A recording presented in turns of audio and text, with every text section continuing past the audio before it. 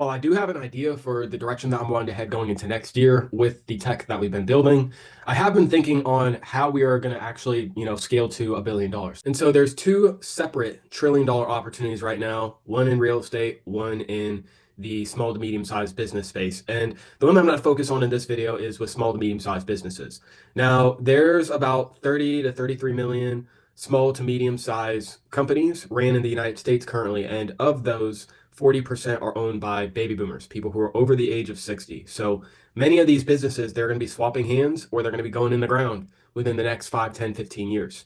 Now, there's many of these businesses, they're not really making much money. Many of them aren't businesses you necessarily want to take over, but there is a category of businesses that you should really pay attention to, and that is going to be blue collar enterprise. Think about it. Nowadays, people do not want to go out and work, and get their hands dirty. Everybody wants to just be in their little office, work from home, yada yada.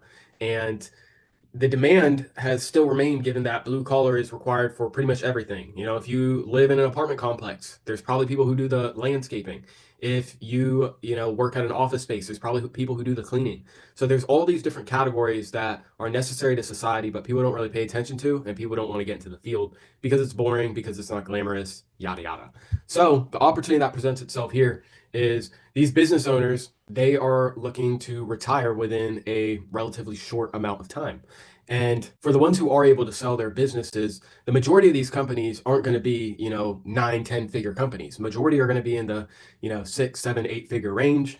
And these are going to get smaller multiples compared to the bigger companies, given that there are much more small companies compared to big ones. So the big companies, people are going to pay more for those as far as a multiple on the EBITDA, which is EBITDA is essentially like, think of EBITDA as gross revenue, except it's looking at the overall operating income of the business. So how much is this business generating after we've paid employees, after we've bought supplies, fulfilled all orders, et cetera, rather than gross profit, which like if you have a loan on your business, then the gross profit is going to be different from the EBITDA. So the EBITDA gives you a better idea for, how much money a business is actually making and what it can sustain. But what I'm trying to say is the EBITDA for small companies, you're going to get a lower multiple when you sell those companies rather than the bigger companies. Like, for instance, there is probably 10 times the amount of 200K EBITDA per year landscaping companies as there are 200 million EBITDA landscaping companies. So people are going to, you're going to pay more for the big company rather than all the little companies combined, is what I'm trying to say. Hopefully that's not too confusing. But, the thing is with these business owners, there's not really a platform that these guys can come together to say, hey, I own a 200K business, you own a 200K business, and 100 other of us in this group own a 200K business. Why don't we form together one big business and sell it for a greater multiple? There's nothing like that currently. Obviously, we've got social media, which, this allows people to follow pages that they feel some sort of connection to, or they learn from, or they relate to. But as far as a space dedicated for business owners of specific industries to network and to roll up their companies to sell for higher multiples, that does not exist. So, the opportunity that presents itself here is the fact that NFTs, when it comes to the decentralization of the network, that is what presents an opportunity for people to join in and to be able to partner with each other to be able to make some more money. Again, that is why most people buy these NFTs. If you look at Bored Ape Yacht Club, nowadays smart investors, people who are buying into that type of a project, they're buying in for the type of network that exists within that collection, and in hopes usually of being able to work with other business owners, investors, and entrepreneurs within that community. So similarly, what we can do is we can put together spaces where business owners of landscaping, plumbing, et cetera, they can do just that, and it's done without necessarily having an intermediary. It's a completely decentralized network, basically a public space on the internet that you can come in and join. It's public and it's private. Obviously, you have to buy in, but hopefully you understand what I'm saying. It's the idea would to not have a central organization necessarily running it. We would have a board that helps oversee things and facilitate things, but essentially business owners can join in, network with other business owners, partner for roll-ups, sell their businesses, and go on with their lives, having a higher multiple on what they're selling their EBITDA for. So I took some notes on my iPad. I'm going to share my screen real quick. This is my iPad right here that keeps going off, but I'm going to share screen so you guys can kind of see my thought process behind what we would be doing here. I wonder if there's a way where I can change the borders. Hopefully this isn't too distracting for you guys, but this is the notes. So I was again looking at, methods that we can utilize for leveraging capital to be able to buy a bunch of businesses. So here we've got building capital pools for blue collar enterprise. So this idea originated from the idea that for the construction guys that I might be working with on a project, we're building a project that would allow people in the construction space to join in, and they would have access to a funding pool that they're able to pull from to be able to, obviously fund different projects. So the way we're setting this up potentially would be given they already have multiple projects lined up that should be completed next year. They could essentially link some of those projects, a certain percentage of that payout, to the project itself, and then they're able to leverage some of the capital that is raised from the initial mint. So I'll definitely have like a separate video that encompasses the overarching, I don't know if target's the right word, but the overarching utility of the construction project itself. But again, that's just kind of how we got to this idea, how it started. And so obviously we have the fund distributing contracts for revenue sharing, and then the network is going to be a key component. And this is essential for if you want to be able to have a project that you're not actively having to always manage. You don't want a project to die with you when you go in the ground 80 years from now. So ideally we would set this up in a way that the funding is available for people who join into the project, and that's not necessarily tied to a central entity.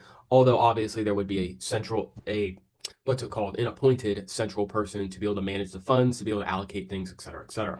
So again, this is for funding construction projects as far as how this started. But if we were to do this with other areas like landscaping, like plumbing, et cetera, we could essentially have it set up so we raise 15, 20, 25 million with an NFT collection. We leverage that for SBA loans, and then we have 100 million in buying power to be able to start acquiring businesses. So that's kind of what I got here. There was something I wanted to touch on. What was it?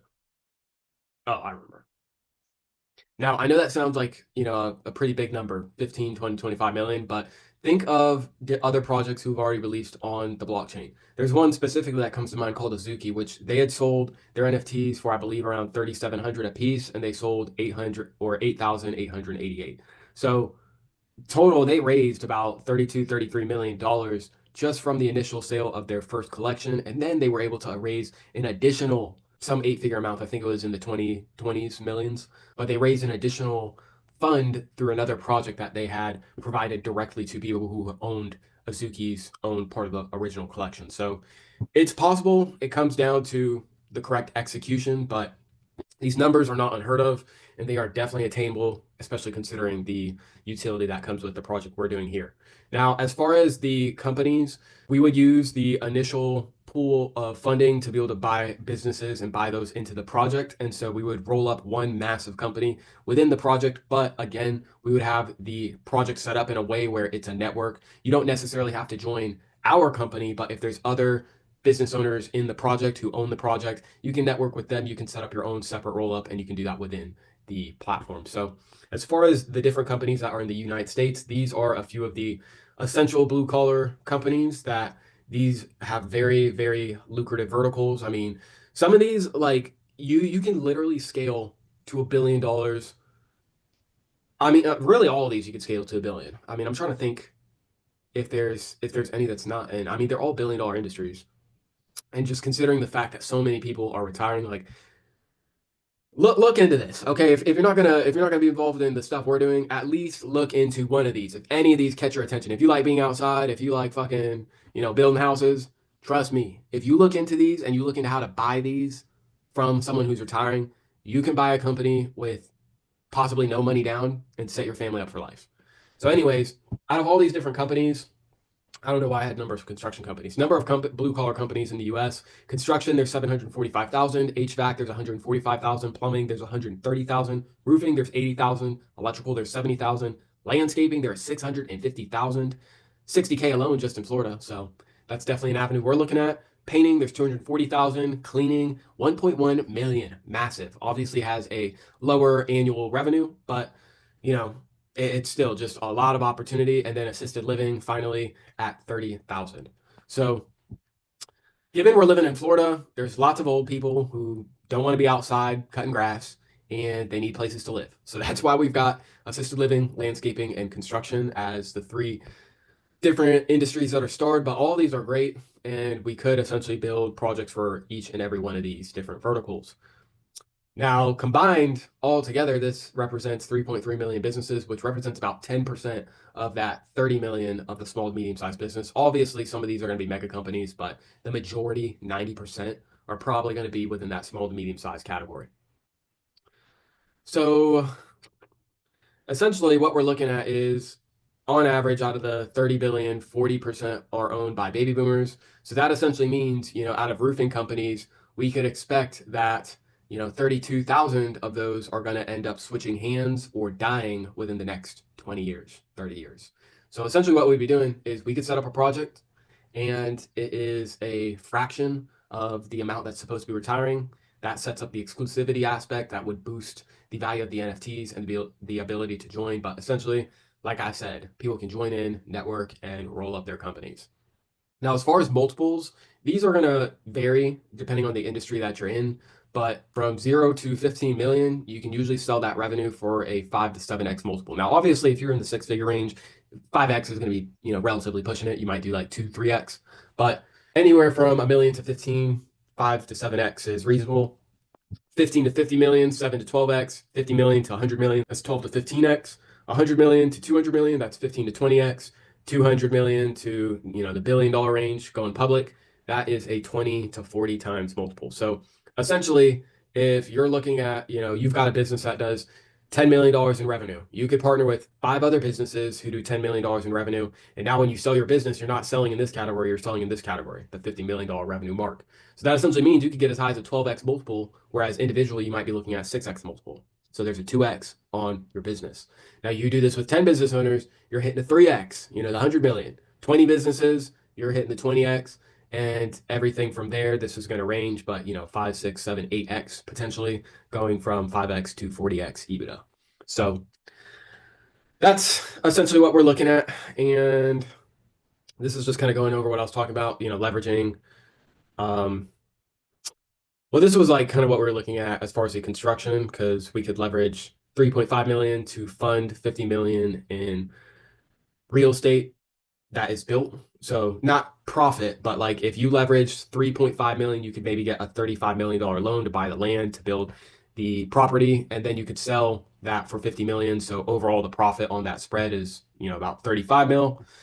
Or not 35 mil, that's 15 mil. Obviously, you would want to be giving a return to your investors. So if you're looking at a 30% return on the $35 million, you're looking at, what would that be? That'd be 10.5%. So like, we'll call it 46 million. You're putting 4 mil in your pocket.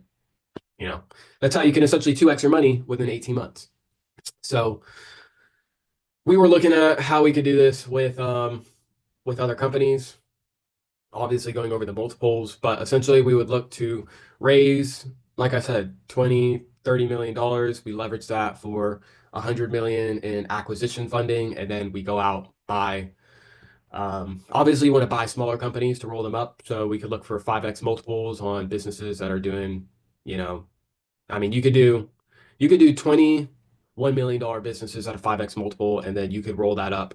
That would be at, hold up, let me just make sure I'm doing my math right. 1 million business, 5x multiple times 20. So that's our $100 million deployed to buy those businesses. You're looking at $20 million in revenue at that point. And so, yeah, I mean, if you bought, $1 million in revenue at a 3, 4x multiple, and then you sold for like a 7, 8x multiple, then you're doubling your money. So that's essentially what we're looking at there.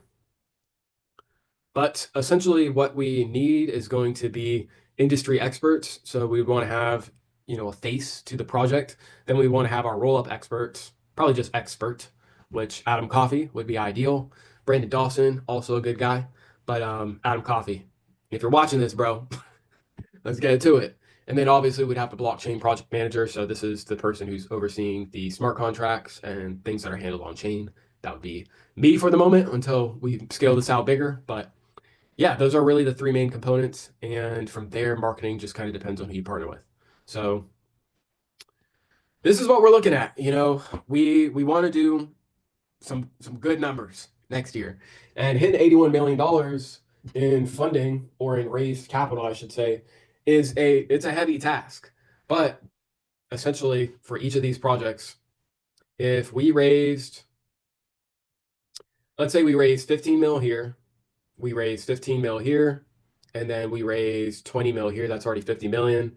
We buy a jet, we raise money for a project through that. That's another 10 mil. So now we're at 60. And then we only need 21 mil to raise. And we could do that with really any of these industries, which HVAC and roofing and plumbing, these kind of go hand in hand with construction. So does electrical. So depending on the route that we want to go, like I said, it just kind of depends on who we partner with. And as we continue to progress through the three main ones that I'm looking at, then we can kind of explore in detail each of the individual categories to figure out which one we're going to target. Maybe two, maybe two, maybe one. We'll see. But we do 5 projects at 20 mil a piece. We're hitting our $81 million goal. So that's what we've got. It's kind of funny going over the information part of, like, in my head, not even in my head, but like you just kind of get this feeling of, should I be giving this away? Should I be putting this on for free? But realistically, if you're in my shoes, if you don't have much of a track record to show for, and all you really have is your ideas, obviously there's going to be bad apples out there, but realistically, you have to put your ideas out there for people to be like, oh, damn, this guy's smart. Let me work with him. Let me see what type of business we can do. So that's why we putting it out here. Also, just to kind of just track the progression of things. I think it'll be really cool if 12 months from now we look back and we hit our goal and we had talked about it right here, right when we had nothing to really show. Obviously, now we have some stuff to show with the smart contracts, but as far as money, I mean, I've got I've got a little bit more money, but realistically, like earned money, I do not have a lot. I don't have 4 figures. So we're still in the process of rebuilding the bank, but one of these projects will put us quite ahead. Honestly, one of these projects will progress us further than what most people my age have done in the last 5 years. So I've never had a problem being patient, and it's looking like I'll be rewarded for that next year. So I'm gonna sign off. I'm gonna get ready for bed. But with that being said, I will see you guys on the next video. Peace.